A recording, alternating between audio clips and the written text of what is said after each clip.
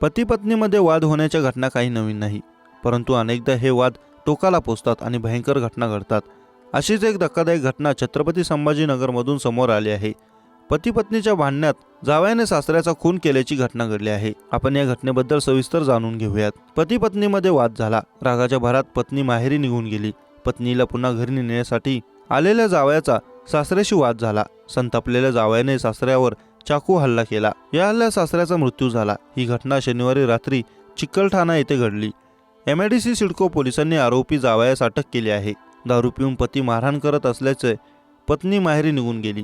तिला घ्यायला पती तिच्या माहेरी गेला, परंतु सासऱ्याने मुलीला तिच्या सासरी पाठवण्यास नकार दिला। त्यामुळे संतापलेल्या जावयाने सासऱ्याचा चाकूने भोसकून खून केल्याची घटना चिकलठाणा येथील धनगर गल्लीत घडली आहे। या प्रकरणी सिडको MIDC पोलिसांनी जावयास अटक केली असून दत्ता रामराम पाटोळे वय वर्ष 36 राहणार पिरबावडी तालुका फुलंब्री असं संशयित जावयाचं, तर सूर्यभान फकीरचंद रिठे वय वर्ष 52 राहणार चिकलठाणा असं खून झालेल्या सासऱ्याचं नाव आहे।